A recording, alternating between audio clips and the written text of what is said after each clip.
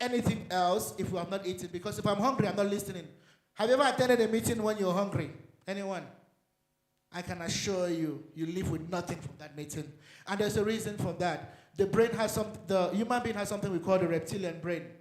Once we have not satisfied the needs of our reptilian brain, which is food, shelter, and sex, once we have not done that, our brain cannot think about literally anything else, which is very important. And the problem in Africa is not that we lack food. We don't. We don't lack food by any means. Actually, over 80% of the food produced in Africa gets lost between the farm to the market. Who knows that? It gets perished.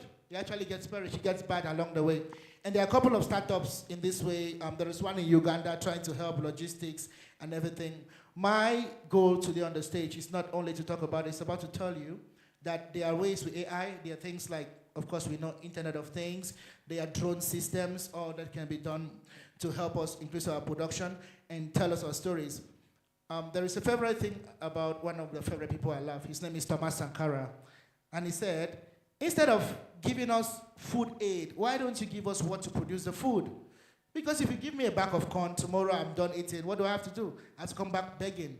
So we as African innovators, don't come to me with the next John Deere, Caterpillar or something, some drone that can magically map things in the USA. I want to see things that can match up our farms in Kenya. I want to see things that can actually solve the problems we have. How do we make sure that the tomatoes harvested in the north side of the country gets to the south side of the country, gets preserved? How do we make sure we can look at the diseases? How do we know what are the right seasons? How do we know how to pass this information to our people in their local languages? This is very, very important when building on AI. And then the last thing, which is the most important, is the government. And when I say this, I'm not saying, of course, we know how African governments are. If you say the right thing, you might not be found tomorrow for the right reasons.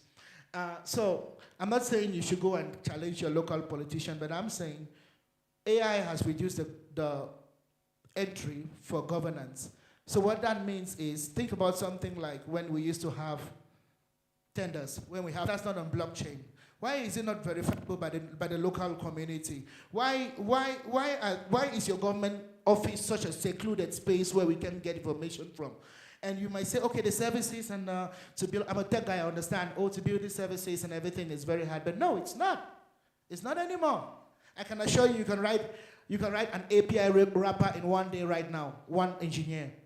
One engineer can write an AI wrapper, and AI technologies I want us to leverage to kind of change the situation of our people. So like I said, I really didn't come here today to talk about the things about AI, the technology behind it and how it works, because I think the following speakers are going to talk a lot about that. I came to challenge us as innovators, as companies, leading corporates. How do we use AI to actually matter for Africa? And before leaving, I would like to congratulate, there are quite a few people who are doing great things already. It's not all bad. There are lots of companies. I am not in any way affiliated to any of these companies, but I just want to say a big shout out to the people who are doing great stuff already in Africa. There is Kiza for education. You guys can look them up. There is KAU, which is helping Ugandan students understand their financial literacy rate. There is Tech Safari, which tells the stories. There is things like TEMS Africa, which help people like us pass out our stories. I just want to say a big thank you to all those situations, to all those institutions that are creating that space for us. And finally, before I leave the stage, I want you, even if you forget my face, I want you to remember one thing. Dear Africans, anything is possible. We just have to keep thinking. Thank you.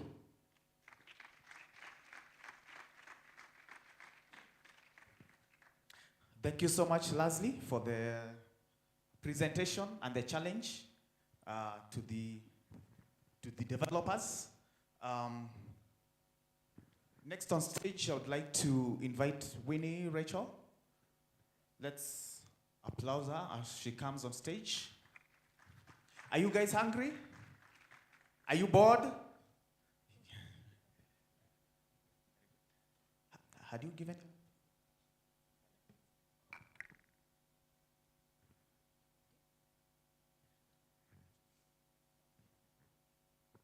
Hi, good afternoon. Always sensitive, asking people if they're hungry. We are always hungry in Africa. So yes, aren't we hungry? So because I'm the one standing between lunch and everything else, I'm gonna make it short and intimate. My name is Winnie Rachel. I serve as the country manager for UNICAF, Kenya. How many have interacted with the UNICAF? Oh, wow. I have not yet? Yeah. So the humans of UNICAF are today here. And so even as they get my presentation ready, very, very interesting conversations going in here. The tech space is changing every day. And if there's one thing that is gonna change each and every day, when computers are coming in, people were really worried, right? Jobs are going to be taken. We're not going to, it's not gonna be business as usual and all that. And so when AI came in last year as an organization, UNICAF, we managed to hold a few AI sessions. And this year also in June, if you are interested, of course, we're gonna invite you for that. And the conversation was around, it was more of a buzz, and people in the tech I know were sitting smart saying that, what is wrong with these people? So people were so worried, AI is gonna take our jobs, AI is gonna take this and this. We dwelled so much on the negative that we forgot that every little thing that comes has its pros and cons. But when the pros outgrow the cons, then I think we should be able to embrace it in a more, a better way. So as the speaker that just came from stage was talking about how organizations are actually leveraging on AI. Then, and when I got an invitation from TEMS, I was like, yeah, this is the space we are, as an organization, we're trying our very best to ensure that we are walking the talk. And as an organization, UNICAF in itself, we work majorly on SDG 4, that is education. And even on the presentation that started here, the first thing he spoke about was education. And as we look at the ICT field, one of the things that you cannot ignore is education. You will never ignore it. We keep learning every day. Knowledge is essential. And even as we look at AI as the big monster here, we have to ensure that we are updated with the skills, with the knowledge. We are actually at the forefront of knowing what is new, what do we need to make better, and all that. And so as I start this particular presentation, I'd like to remind us all again that education, by the words of Malcolm X, he said that education is the passport to the future, the future. And so tomorrow belongs to those who prepare for it. And so I believe by you taking that step to be in this place today, where you want to seek more knowledge and understand, then you are on the right way. So you deserve a hand clap for yourself for being in this space. And so the landscape of education, like I said, is really evolving, especially with AI coming in place, and a lot of, dynamics are coming. If you look at education in the former days, our parents would tell you they would walk several distances to go and just go to school to study. But today, education is at the tip of your fingertips. You go to Google, you go to ChatGPT, you go anywhere. You can actually be able to access education at any point. And so as an organization, UNICAF, being one of the largest online platform that champions for education, and SDG 4 is at the heart of our organization when we try and make education accessibility easier to each and every person, irrespective of where they are in the world. And as we cry about Africa, and my speaker that just came before me has really, really put that front, that as Africans we look at it and we are, where are we? No, we are just doing good. All we need to do is to ensure that we are updated. We are the driving force. You seated there, what are you looking at inventing? What are you looking to do that is new, is gonna change this space? And so as an organization, UNICAF is an international organization based in Larnaca, Cyprus. What we do is we are a scholarship body who have decided to look for donors, funding to ensure that people, especially from Africa, can actually access sessions. And this is done through scholarships. And when I look at the ICT sector, the courses that are coming up, every day we have schools, Moringa, and each other parties coming in place to ensure that even as you come from campus, even as you get into the workspace, something is always changing in the ICT sector. And so, being the driving force behind education, and I remember before COVID, when we were trying to have this conversation with organization, most people believed that if you are not seated in a 4-wall room to study, then you're not learning. People said online degrees are fake pattern. And then COVID happened. And all of our faces, we got scholarships to study online. And those people who got online do not want to go back again. And this is because everything has been made possible by AI. Yeah?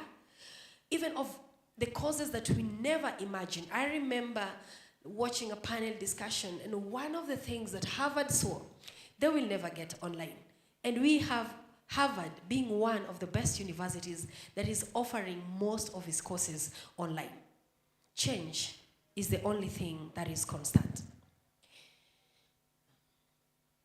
And so the challenges that we face in the traditional learning education and how UNICAF gets to beat that is the lack of personalization education, such that you're living in Nairobi, you stay in Ngong Road, you want to go to a class in Thika Road, and with the floods we had yesterday, you're almost being swept off.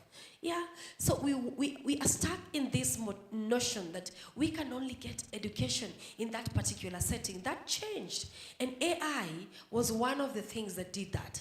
The limited accessibility, whereby we find that the traditional classroom-based education can be inaccessible to many due to geographical, spacing. You look at you as an individual. You stay in Kenya, in Malawi, in Zimbabwe, in Uganda, in Nigeria. Your dream has always to study with the UK university. The cost is so high. It's exorbitant for most of us. How many can actually be able to fly themselves to the UK or US to study a course? Yeah, and we have our answers. And that is why we talk about the slow feedback loops that we have even in the education system.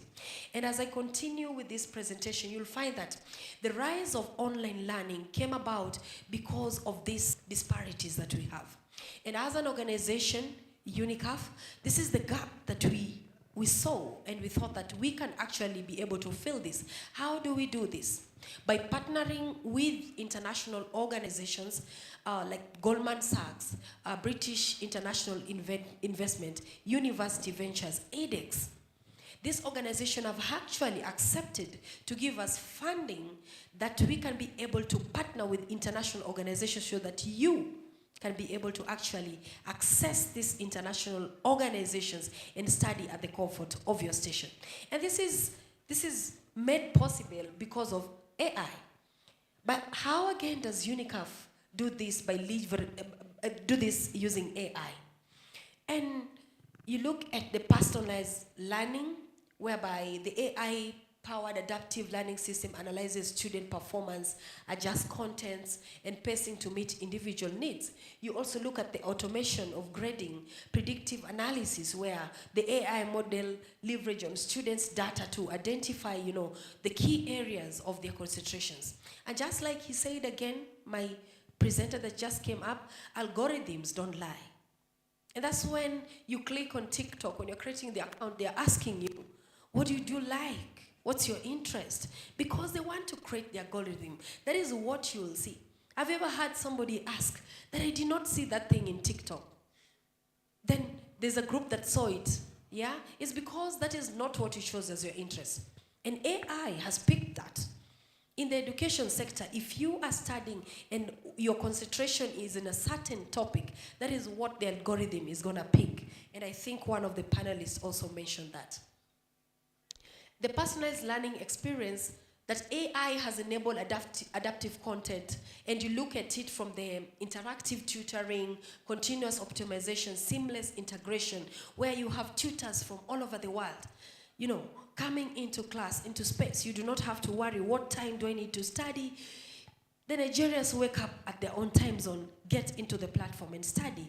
You in Kenya, the other person in Uganda, Malawi, South Africa, USA, Jamaica, America. And it's interesting because each year when we do our student events, whereby we come together in a conference like this to bring our students, because they are online students, to come together and share their ideologies and every other thing that they have gone through during that particular year. And in the last years we've had some in Dubai, some in London, some in Cape Town.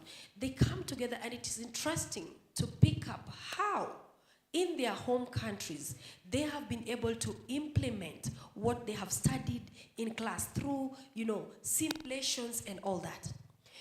So even as we proceed, I talked about automated grading feedback, which is a general topic, predictive analytics for student success.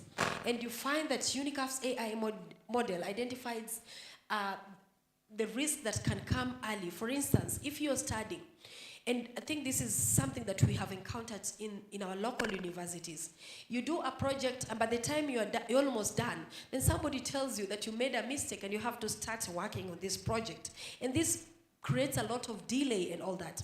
Now, AI has made it possible such that this particular, hitchbacks can actually be spotted very early to help the students stay on track. So that if you are to do your master's in 2 years, it is 2 years because everything is in the system and you can be able to fast track yourself. Then we have the informed decision making, whereby the predictive analytics empower UNICAF to make data-driven decisions that optimize resources and improve overall student performance. AI has made it possible for doctors to do, their laser operations. AI has made it possible for people to interact. Who would have known that speakers would be speaking from different parts of the world to people in the same room? These are things that, AI has made very easy. I want to talk about the future of AI in education. Where are we headed as a country? Where are you as a person? How do you embrace AI in your normal learning? You can only be as good as what you can use the technology you have on your hand, all right? And so even as we look at AI from this perspective, you realize that the intelligent tutoring, the predictive analysis, or anything that you have in the system can actually enable you to make these decisions fast.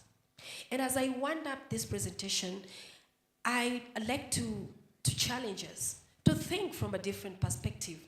That if AI made it possible for different universities to actually offer courses that were never even, being able to be provided anywhere. You look at the architects, say that again? Architects, right? You look at the architects and they can be able to actually simulate these drawings online because of AI. So as an organization, we have partnered with TEMS to ensure that you as an individual can be able to, upskill yourself, get an opportunity to do your master's, to do your PhD in the area of tech or any other specialization at the comfort of your station. And this has been made possible through the AI that we have seen today and people are discussing. And so I took it upon my responsibility to delve into the education aspect of AI. A lot of things are going to change in the education sector. We are looking at times where more lecturers, if they don't shape up, then they are going to be losing their jobs because they have to be up to date with what is happening in the current market. Are you ready for AI? Are you ready for this conversation, or you're still in denial? In the tech space, I know most of you have taken that initiative, and that's why I want to invite you so that we can be able to speak about this. My colleague Sheila, who is here, is actually in a tent there, outside written UNICAF. Come, let's have that conversation. Take advantage of these scholarships. Ensure that you are walking the talk of what you're speaking about AI. Thank you.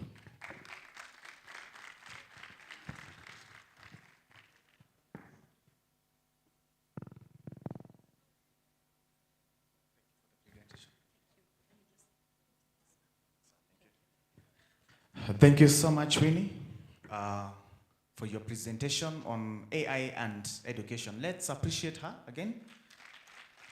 The next one on stage, Mr. Botan Abdullahi. Let's appreciate him as he comes on stage.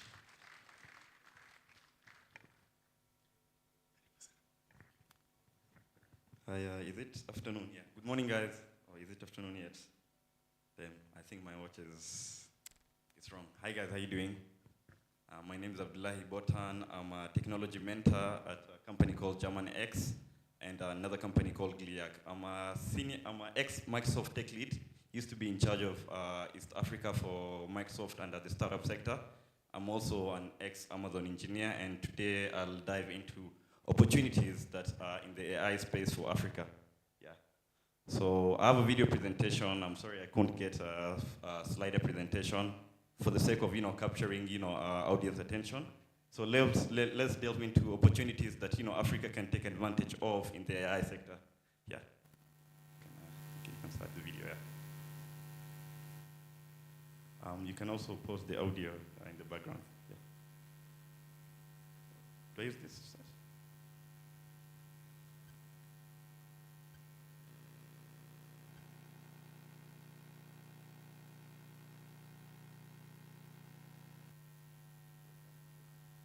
Little bit of help. Thank you. Yeah. So you'll be pausing there. I think we can start off with the opportunities that Africa can actually take advantage of in the AI sector. So to start with, it's economic growth and job creation. So let's start with AI adoption can increase Africa's economic growth significantly through presenting such. Could you mute the audio? So we can pause here. Basically, these are.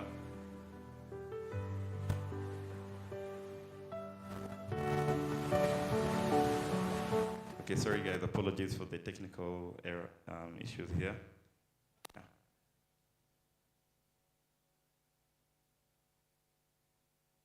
So yeah, I think you can pause after every some microseconds. So AI adoption can indeed catalyze significant economic growth in Africa by fostering innovations. So let's delve into how innovations can actually help Africa's economic growth. So emerging sectors like data science and machine learning can be actually useful. So this is an example. This is an example of a company in South Africa that is using AI to leverage AI in the manufacturing space so that it can actually enhance manufacturing using data, collecting data so that it can come up with predictive results so that they can, produce better results in the manufacturing area. And yeah, we're going to delve into the other sector for basically opportunities. So next slide, kindly.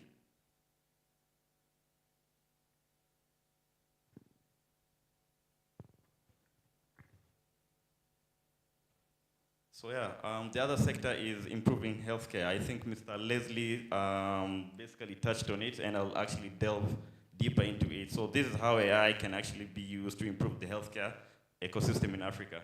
And I'll give you examples of companies that are actually leveraging it. So AI can improve AI-powered healthcare solutions that have transformative potential in Africa. And let's start with the first example of a company that is actually leveraging AI to actually enhance the healthcare systems in Africa. So next slide, can you? One of the first companies is a company that is based in South Africa. It's called LiveQ. So what LiveQ does is it actually collects health data from wearable devices. So basically when you're in the hospital right now, there's things that you get basically, like the things that when you're actually in sick bed, there's some things that the doctor implants in your body. So there is data that these companies usually collect so that it can come up with personalized healthcare solutions. So the second company is another company in Rwanda, our fellow East African community country. So the company is called Babylon Health. So what Babylon Health basically does is it has created AI-enabled chatbots that basically, when someone in the rural area is looking for consultations, basically someone is sick, they don't know the symptoms of the kid, the symptoms of the disease that the kid is suffering from. So basically, what Babylon Health has done is it has come up with an AI integrated chatbot system that can actually consult the people in the remote areas in Rwanda when it comes to coming up with what is wrong, what is the signs and symptoms of what they're experiencing. So yeah, thirdly is AI innovation in the agricultural system, and we're actually going to delve into companies that are actually using AI to innovate agriculture in Africa. So next slide, kindly. So in agriculture, AI-driven innovations can revolutionize farming practices and actually, increase, crop yields. So we're gonna delve into two companies that are actually using AI to improve agricultural innovation in Africa. Let's start with the first one. Is in Nigeria for our fellow Nigerian brothers. So what Farm Crowdy basically does is it has collaborated with the Meteorological Council of Nigeria. So they collect data from weather forecasts. Then that data is actually passed on to farmers. So what farmers can do is basically they can figure out which is the best time for them to harvest, which is the best time for them, to plant the seeds, and which is the best time for them to irrigate. So the second company, and I'm pretty sure you guys are familiar with, is a local company in Kenya called Sun Culture. So what Sun Culture does is it uses AI predictive analysis systems to come up with scheduled irrigation. So scheduled irrigation basically means whereby whenever they use IoT products together with AI integrations to come up with when the crop is likely to need water for irrigation so that it can basically grow. And also what this basically helps in is water efficiency and also basically increase in crop yield. So the third sector we're looking at is in education. As my former speaker Leslie mentioned, the first step for AI adoption is through education. So we're going to touch into companies that are already using AI to actually advance educational sectors. I believe in Africa what companies like UNICAF is doing basically right now is basically fostering educational innovations in Africa so that the places in the rural areas whereby people don't have access to these educational materials can get access to these educational materials. So one of the first companies we're going to look into is a company called Eneza Education. So what Eneza Education does is it provides personalized AI content so that, let's say for example, like Ladley has mentioned, these algorithms are for personalized. My YouTube is different from his YouTube, is different from everybody else's YouTube. So for that, Eneza Education has come up with personalized content so that people can come up with better outcomes, better educational outcomes. The second company that we're gonna look at is a company that is basically they have partnered with my former employer Microsoft. So what Gibeah does is Gibeah has partnered with companies like Zindi, Microsoft, so that they can provide tailor-made AI courses, data science courses, machine learning courses, so that it can help us learn at the pace of the African students. Not like compared to the pace in the European sector and also in the Middle East sector and also in the Western sector. Their pace is kind of rapid, so they've created personalized AI data courses that can help us as Africans excel in this emerging technology sector. So the last one is we're going to touch on is financial inclusion. So we're going to touch on how companies are leveraging AI to come up with better financial inclusivity for people in remote areas and underdeserved populations. So one of the first companies that we're going to look at is, I'm pretty sure everyone has taken a loan, right, here. So you guys are familiar with a company called Branch. And unfortunately, if you've been blacklisted into CRB, they've been able to use AI to come up with a system that can analyze credit scoring, financial risk assessment, so that you can get basically, let's say for example, my credit score is different from everyone else. So there's a loan limit that I can access based on the information that I was able to share with companies like Branch. Then they use AI algorithms to predict the amount of loan limit that I can access. So with this, they've been able to utilize AI for algorithms and also for credit scoring algorithms and also financial risk assessment. Another company is a company that is actually operating both in Uganda and also in Kenya, so that it can help the people who are basically the border guys get loans. And I'm pretty sure there's they've approached AI from another angle compared to Branch. So Branch basically is very strict credit scoring. These guys have come up with a way whereby they have come up with an alternative credit scoring models promoting economic empowerment by helping the border guys access financial asset financing for their motorcycles and anything else that they might require. So yeah, this is the first session of my speaking session. We're gonna dive deep into how these companies and other examples of companies have been able to leverage AI. So kindly, the next slide, current examples of companies that are using AI to leverage, that are leveraging AI in Africa. So just so we can.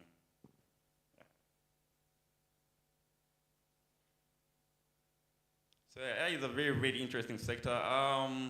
Mr. Leslie has mentioned that Microsoft OpenAI paid developers under $2. Unfortunately, during that time, basically, there was a company, our partner company called OpenAI, were the guys who hired them, and it's something really, really sad being a former Microsoft tech lead, knowing the fact that, like, you know, our African workers have been exploited. So we really need to come up with regulatory systems that can actually help us, you know, make sure that we mitigate through such, you know, problems that we'll face in the future. And AI is a very, very booming sector. Right now, I believe in the next few years, if any of your companies don't, you know, don't take advantage of this emerging technology, come up with, you know, LLM models that you guys can use to advance your data set so that you guys can come up with better predictive analysis results.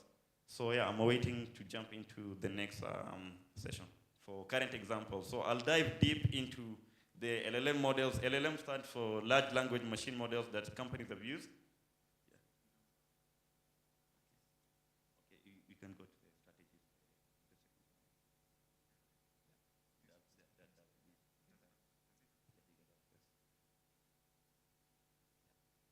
So unfortunately, due to limitation of access, I'll dive into strategies that, you know, we can come up with collaborative strategies that, you know, Africa can adopt AI seamlessly. Yeah. So for example, on my end, I've been building AI technologies for the past 6-7 years. So basically, the biggest challenge that us guys as Africans are experiencing is when it comes to the investment sector and also the collaboration, because AI is advancing so fast to the point that regulators cannot come up with the right type of regulations to amend in order to make sure the fact that our data is protected, we're not exploited, and all that stuff. So the rapid state of, you know, development for artificial intelligence is so fast to the point that regulators, you know, guys who come up with, you know, the ethnic agreements and all that stuff, they can't cope with it. And fortunately, thank God right now, you know, the government is listening and they're like, okay, we're looking for industry experts, guys who have been developing AI, guys who are, you know, who have very, very vast amount of knowledge in this. And we've been collaborating with them and also companies like Unicaf so that you guys can be educated on this. And each and every sector, I believe, will be disrupted, unfortunately. So I'm here to teach you guys on how you guys can leverage AI so that you guys can secure your jobs. I'm pretty sure you guys are like, wow. Unfortunately, I lost AI. I lost my job due to AI, to be honest. So I'm going to teach you guys how you guys can make sure you guys don't fall victim for, what I went through. Yeah. So just awaiting the next slide, kindly. Yeah, as we await, I'd love to tell you guys that, for example, right now in Africa, there's a couple of, I think, 100, what OpenAI is doing basically is, for example, you guys, when you guys search in Kiswahili, you guys have used ChatGPT before, right? So ChatGPT is basically programmed in English. So what we're currently doing is we're currently helping basically like our local languages to be programmable in ChatGPT. So if you have like a question in Kiswahili, and let's say for guys in Tanzania who basically the whole education sector is based on Kiswahili and all that stuff, if they have any prompts that they want to ask, you know, ChatGPT, they can't be able to do that. Guys in Nigeria who speak, I don't know the national languages there, is it Igbo or something like that? So guys who speak that, if you guys have a hard time, you know, understanding English and all that stuff, we are actually building algorithms that can actually help local languages, and also guys who speak local languages get to prompt AI and come up with better results. Yeah. So as we await Mr. Steve to come up with this. So Yeah, on my end, basically, historically speaking, I don't know. Okay, let me just go on as I wait. So as I mentioned, the couple of companies, I'm pretty sure you guys, data profit. So let me just delve into companies that actually are using AI to come up with.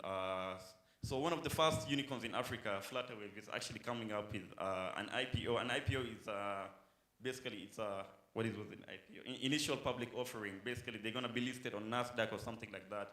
So what Flutterwave does is it uses LLM models called regression trees. There's something called decision trees, and there's something called decision trees, and there's something called neural network processes. So that is what companies like Flutterwave is actually using to determine risk assessment, so that it can actually foster, cross-border payments between different companies in Africa and also companies in diaspora. Another company that you guys might be aware of is called 54Gene. 54Gene is a company that is based in Nigeria that deals in the genetical sector. So what 54Gene does basically is it recruits, it accumulates data from bioinformatics structure, so that basically we all have different genetical codes, and for that genetical codes we are susceptible to different diseases. So what 54Gene basically is doing is it's using, so we're here. Let's start. So these are ways that, these are strategies that, we as Africans and also guys in the government sector, guys in the public sector, guys in the private sector can actually adopt in terms of when it comes to, integrating AI into our livelihoods. So the first way that we can do that is investing in actually agricultural AI systems. So one of the first ways that we can do that is broad-based expansions. So governments and also guys in the internet sector, I've seen one of the exhibitors deal with internet provision. So guys like that, what they can do is they can actually be able to set up, basically broad bases, 5G internet protocols in the rural areas, so that guys who are in undeserved areas can actually be able to access the internet and also be able to access, such tools such as ChatGPT, Gemini, etc., etc. So the second point that we're going to touch on is after broad-based expansion is, and we're actually in the investment side for artificial intelligence infrastructure. The second one is, this includes extending fiber optic networks. You guys have seen Safaricom has been digging around the drainage systems, they've been digging fiber optic networks. This is to make sure the fact that when it comes to like data sharing and actually data retrieval is very, very fast. The whole point of AI is just basically around data. So the second the second point of investment is cloud computing. So this is basically setting up cloud computing infrastructure in Africa. I'm pretty sure you guys have seen Amazon has set up a data center, Microsoft has set up another data center. There are different companies that are setting up data centers right now in either Konza or also in either Tatu City. So yeah, they can provide, by leveraging cloud platforms such as AWS and Azure and Google Cloud. So I'm pretty sure all these companies think of they've set up in Kenya. Google was the last company that set up last year in Kenya. And with that, they've been able to provide cloud infrastructure. So the second one is by providing data storage facilities. AI is all about data. We are generating almost how much trillions of data per day? I think it's around, I don't know the number, it's even way more than even that, it's in the gazillions. So all that data needs to be stored. Where is that data going to be stored? Instead of storing it overseas abroad, whereby we don't have access and control over it, it's best now we set up those data centers for storage in Africa. So investing in data storage infrastructure, ETC, I'm pretty sure you guys have had data centers that have been coming up. So ensures easily data accessibility, reliability, and compliance. So the second point that we're going to touch on is promoting data sharing and collaboration. Now this is where we're going to see how the public sector, different sectors in the economic sectors can collaborate. So the first one is data sharing initiatives. So data sharing initiatives is basically big companies like Microsoft, Google, etc., and companies like Safaricom. They can now come up with data sharing initiatives whereby they work with small entrepreneurs, they work with SMEs, so that they can come up with ways they can share the data that they have, the data that the SMEs have generated for better results. So open data policies, data exchange platforms, and data sharing agreements promote collaboration and knowledge sharing. So the second one is public-private partnerships. Unfortunately, in Africa, when it comes to innovation adoption, it starts from the government onto the private sector. And it's supposed to be the private sector first onto the government, because the government deals with a lot of stuff, and innovation is not one of the things that they have put at the forefront, unfortunately. So by pooling resources, expertise, and data, public-private partnerships can happen between companies like Safaricom and also the Ministry of ICT. I'm grateful for companies like TEMS Africa has taken a collaboration with the Ministry of ICT to be able to, to see the collaborations coming to hand. So now we're dealing with the cross-sector collaboration. Now I believe all you guys are coming from different sectors in the economic circles, right? So I'm an artificial engineer, someone might be a real estate developer, someone might be a lawyer. So by collaborating together, we teach each other how we can actually we can leverage this technology to foster our economic growth in our careers. So collaborating projects, different initiatives together with stakeholders from different sectors, etc., health, agriculture, finance, education, and all that stuff. So the third one we're going to talk about is, the third strategy is the building AI talent pipeline. So AI education and skill development. Companies like Unicaf is actually taking initiative for that. A company like Zindi for the sake of collaboration purposes, Gebea, and other education and all that stuff. They're providing educational resources so that us guys can take advantage of leveraging AI into our economic day-to-day activities. So curricula covering such as machine learning, those are the topics, those are the courses that are able to be provided. I'm even grateful for Moringa that has taken up right now. Companies like ALX and all that stuff, I'm pretty sure you guys are familiar with. I'm sorry because of time, I'm rushing. So establishing AI research centers, and now that's where AI is based on research, and that's where we see data centers employing guys who have a research background, guys who are in their PhDs, so that they can actually help foster education, foster information sharing and all that stuff. So providing scholarships, companies like Unicaf right now is providing scholarships for guys who want to learn this educational content abroad and all that stuff. Those are one of the incentives that can actually encourage guys to adopt and learn AI very, very quickly. So financial support, and that is where the scholarships come from. Students who are marginalized, who don't have the financial power to actually pay for themselves, they can actually take advantage of that.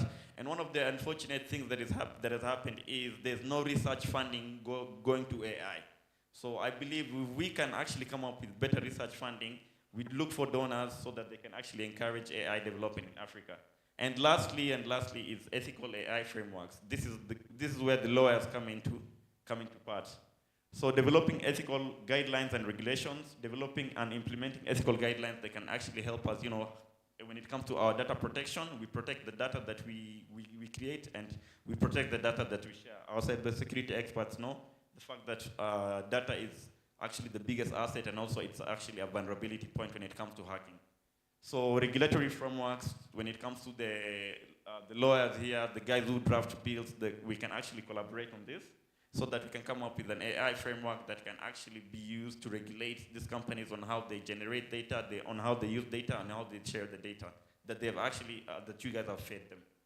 So ethical training and awareness programs. Now this is where companies like Kictonet come into place. They've actually been having trainings, awareness trainings, forums such as this. I'm grateful for companies such as ICT TEMS for actually being able to actually take one of the strategies for AI adoption in Africa. Yeah.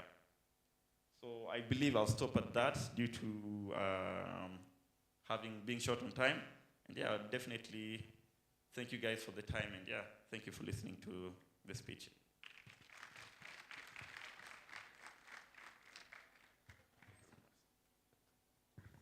Thank you so much for the very first presentation. Next on stage, I'm going to invite Melvin Nakok, who is a software developer. Let's appreciate her as she comes on stage.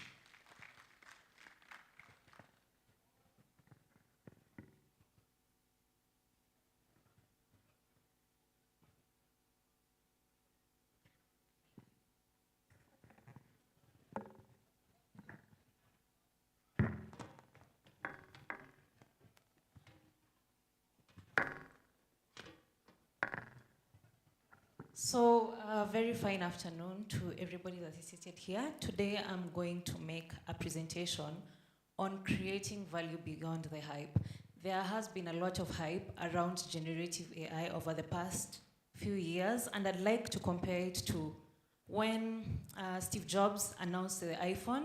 So I want to dive into, is generative AI really going to create a lot of value in the long run, or is it something that has just been overhyped? So here we're going to explore the economic potential of generative AI in Kenya. So in my next slide,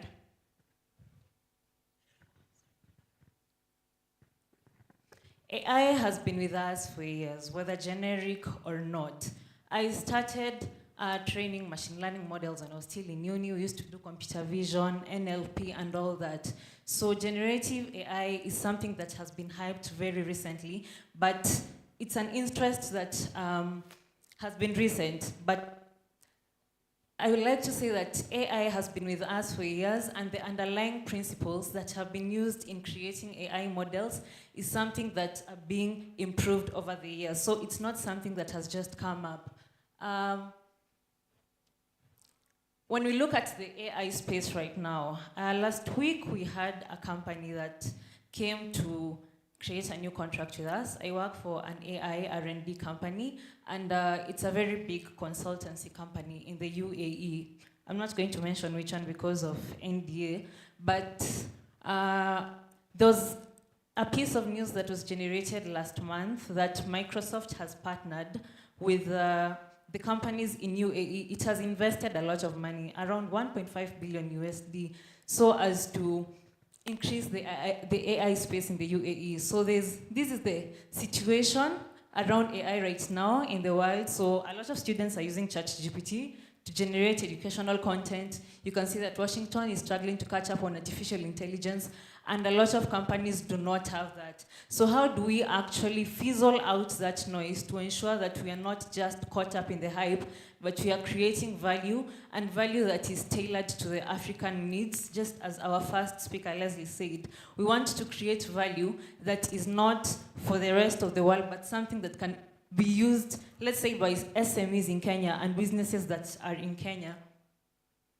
So for you to actually create value using generative AI, you need to understand that there's the hype and there's the reality, and coming up with a balance between the hype and the reality.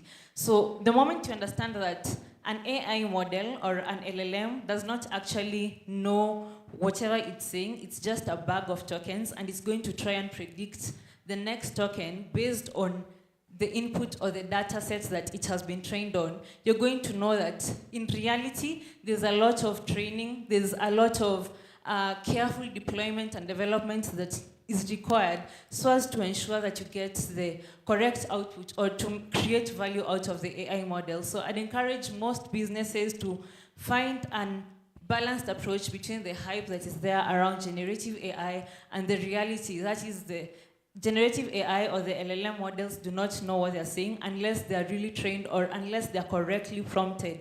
There's I think there's a whole thing about prompt engineering. So it's like garbage in, garbage out. What you put into the LLM really matters, because if you do not prompt it correctly, you're not going to get the correct output. Here are some benefits of using generative AI in businesses. We have streamlined workflows, so you can use AI to automate repetitive tasks. I am a consultant. What does my day look like? I'll wake up in the morning, maybe look at whatever I have scheduled for the day, so that is in Microsoft Teams. You can use Copilot for Teams. Maybe I want to generate a report or to analyze data that I have, some piece of data that I have, and send it for review. I can use Copilot in Excel. So we can use AI to streamline workflows and free up the space that most people use to save on time and resources and focus more on strategic initiatives. Another thing is in improving improving decision-making processes in business. So by providing predictive insights and actionable recommendations, we can use Gen AI to make more informed decisions that are going to lead in increased productivity. And the last one that I'm going to touch on is on enhanced collaboration. So Gen AI can facilitate seamless collaboration among teams, enabling remote work. A lot of people here, I know some people here work remotely, so we need to know how we can use Gen AI to enhance collaboration. If somebody is working in the United States and you're in Kenya and you want to do something or you want to communicate, you can use Gen AI to do this. So these are just some 3 very minor examples, but there's a whole lot of things that you can do using Gen AI in business.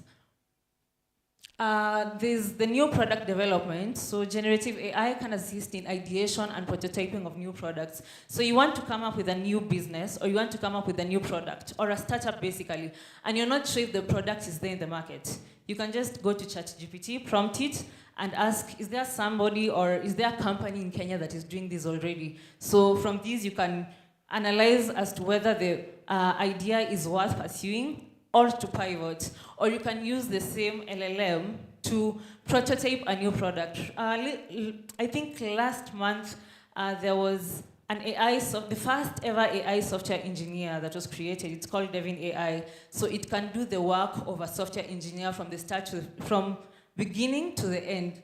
And if you have Devin, let's say in a company, if you have Devin, so instead of investing a lot of money time and resources in creating products and MVPs for the marketplace, you can use generative AI for these product developments. Also, you can use generative AI to create highly customized products that cater to specific needs and preferences of your customers.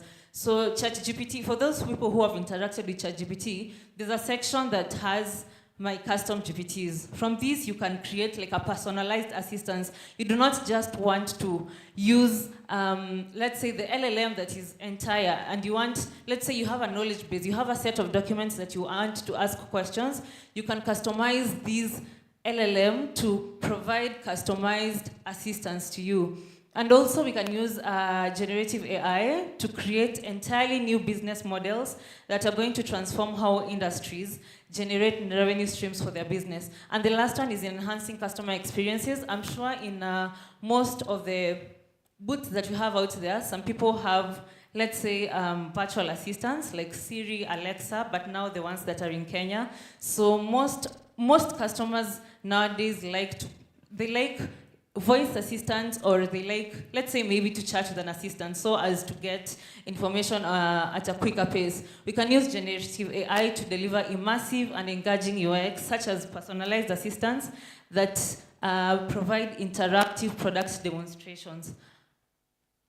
So to stay ahead of the curve as a business, you have to ensure that your business is agile, that it is able to adapt to new solutions or to new rapidly evolving landscape of generative AI so as to increase opportunities.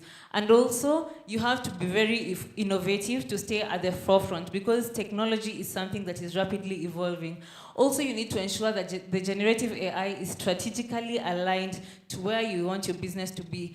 And the last thing, and one of the most important things, is investing in upskilling and reskilling of employees, because I was in the AI conference, I think that happened last month, and a lot of people do not know, okay, they work, let's say somebody works in the drone space, and then a speaker comes on stage and they start talking about retrieval augmented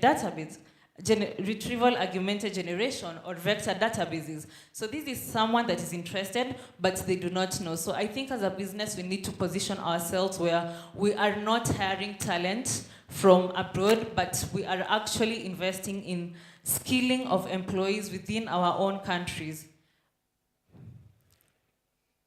There are a lot of challenges that revolve using generative AI in businesses, and number one is limited access to high quality and diverse data sets.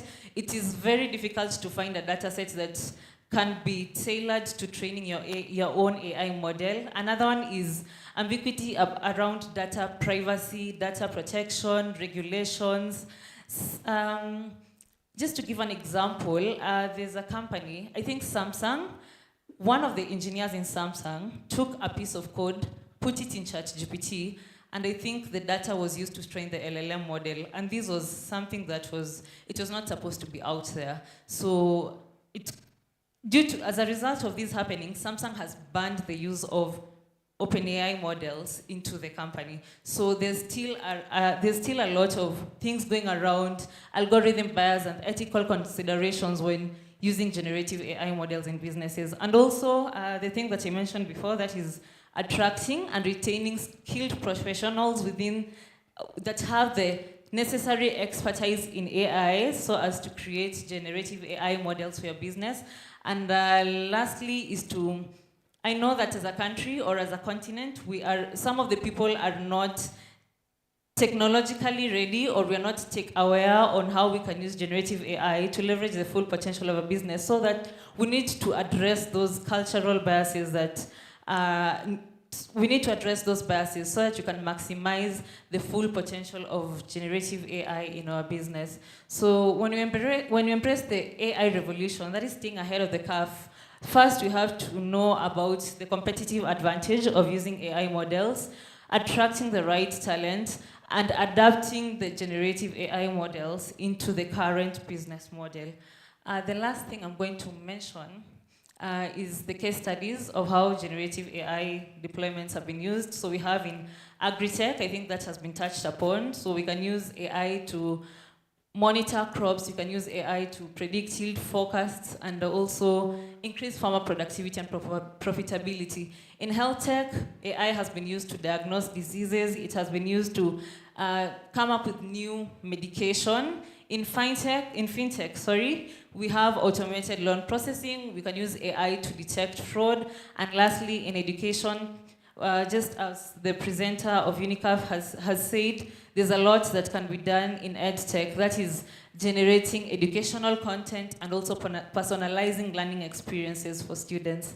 Yeah, so with that, just one key takeaway to stress on what our first speaker said.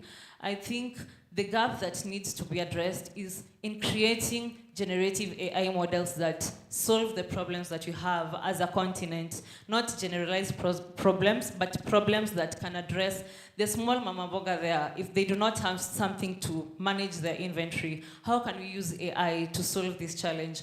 Or let's say, for instance, somebody does not know how to process their invoices, or they cannot afford customized software for this. How can we use AI to create a solution that is very affordable for them? Yeah, so that's the end of my presentation. Thank you.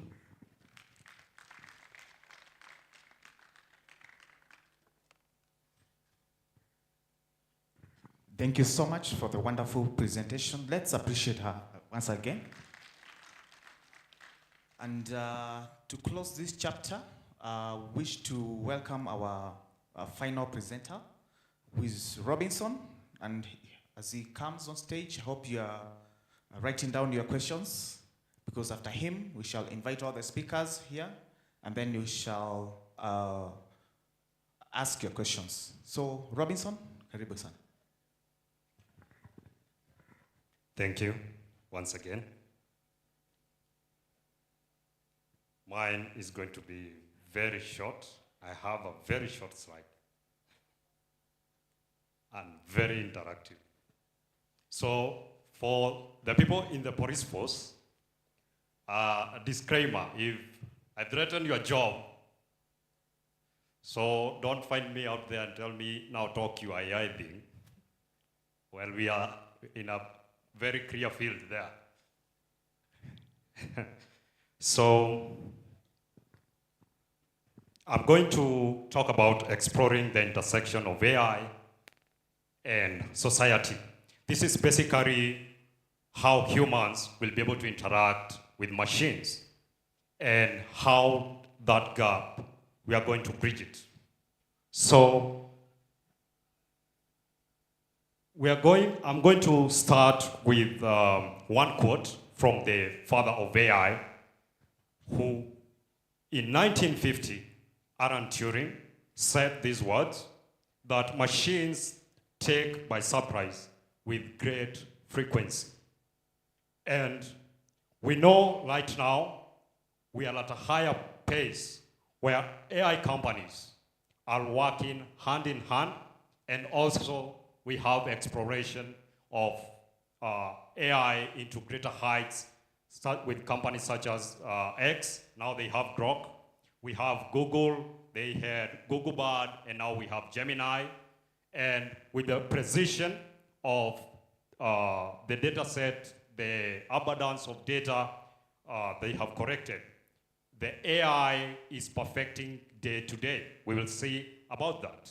So even in industries, companies such as Tesla, 98% of jobs there have been automated and are robotic in nature.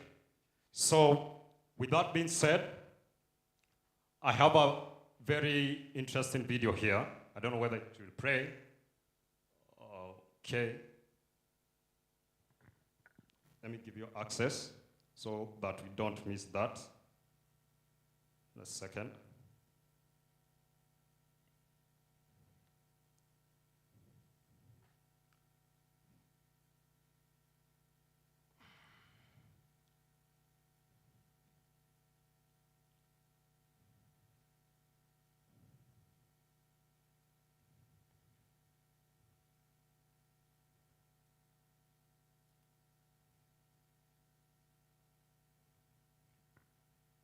You can refresh now and try to play it.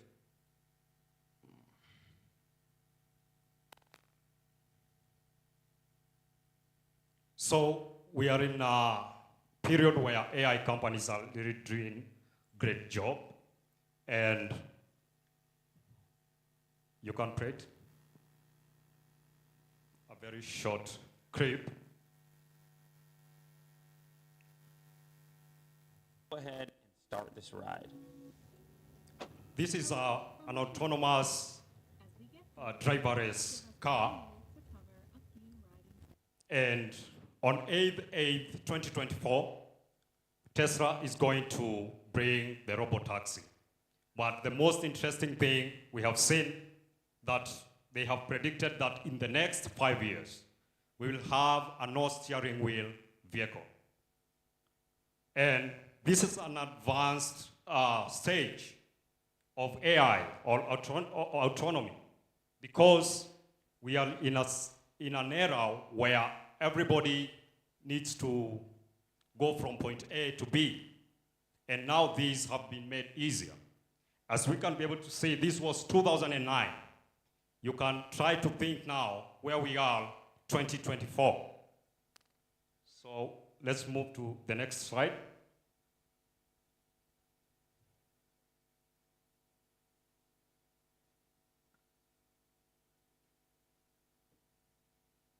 You exit the video, then it will move to the next slide.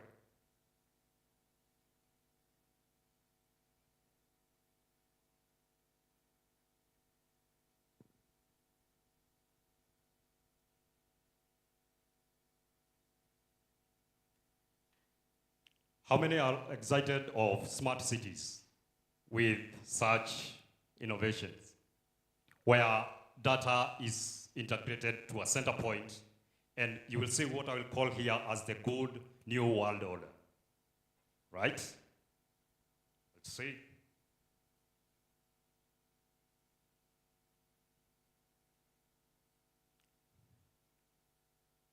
Just press escape. It should exit the video. Yes.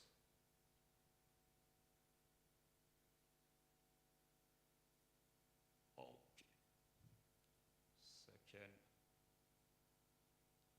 So my next slide was a challenge. Same to our first speaker about AI. Right now, US innovates, China replicates AI